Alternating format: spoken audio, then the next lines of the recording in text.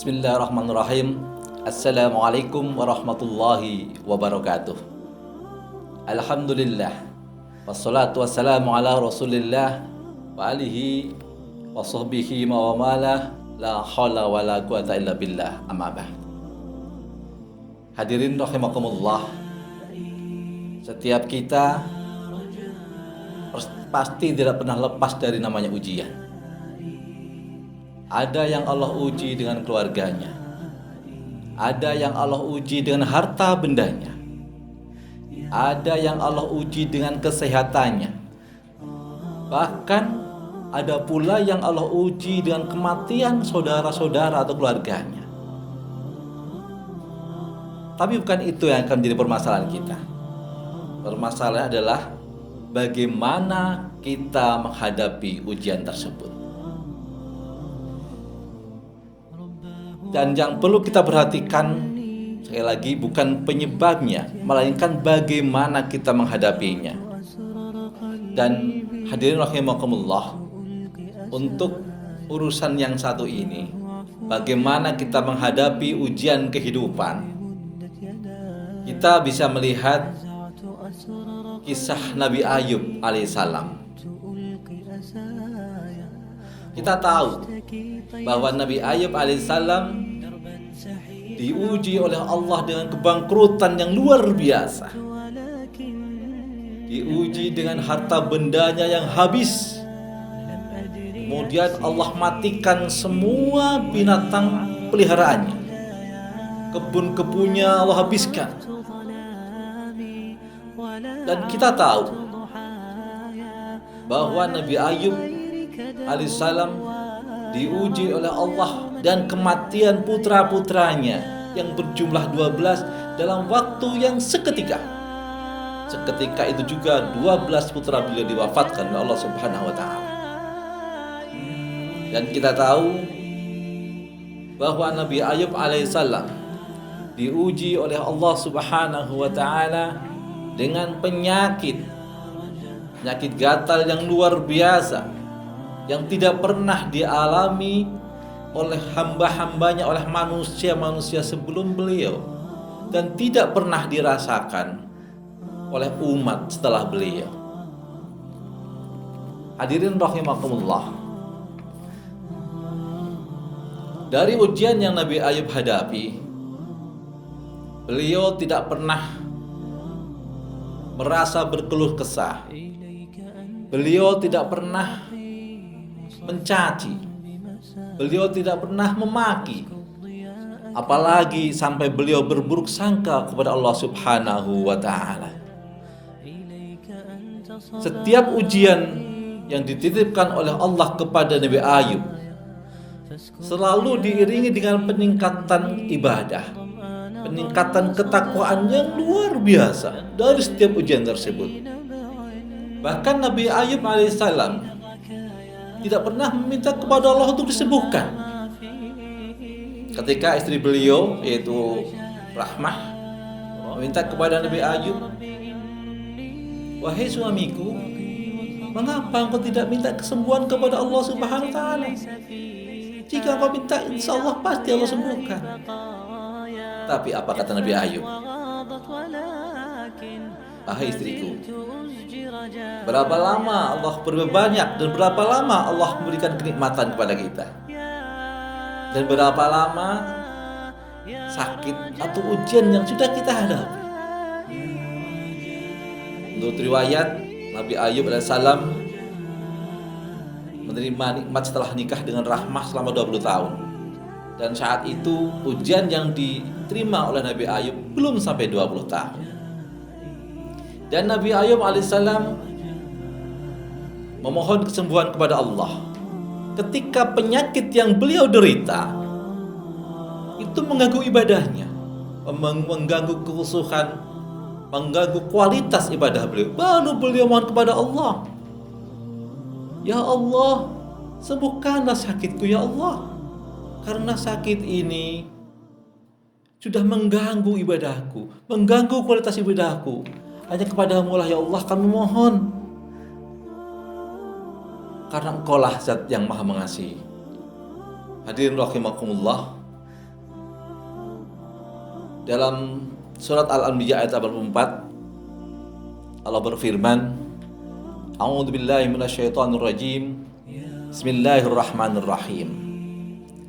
Wastajabna lahu wa kasafna ma bihi min durri wa atainahu wa ahlahu wa mithlahum ma'hum rahmatan min indina wa dzikra lil abidin. Surat Al-Anbiya ayat 84. Ketika Nabi Ayub memohon, berdoa kepada Allah untuk disembuhkan sakitnya, saat itu juga permohonan Nabi Ayub alaihissalam dikabulkan oleh Allah Subhanahu wa ta'ala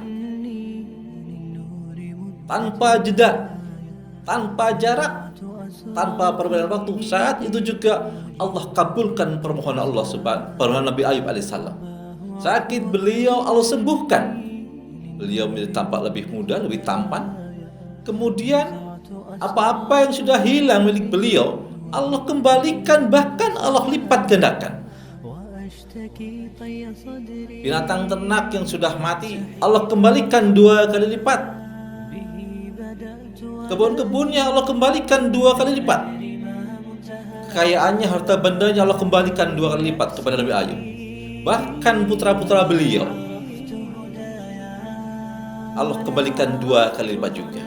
Jadi setiap tahun istri Nabi Ayub hamil, melahirkan, dan setiap kelahirannya itu kembali. Jadi 12 kali kehamilan melahirkan kali 2, 24 anak, 2 kali lipat dari apa yang sudah hilang. Hadirin rahimakumullah, tidak cukup di situ. Yang lebih menarik lagi, Allah tidak memberhentikan firman-Nya pada kalimat berupa anugerah kepada Nabi Ayub. Namun ditutup dengan firman beliau dalam surat Al-Anbiya ayat 84 tadi dengan kata wa dzikra lil abidin, peringatan bagi semua yang menyembah kepada kami Allah Subhanahu wa ta'ala.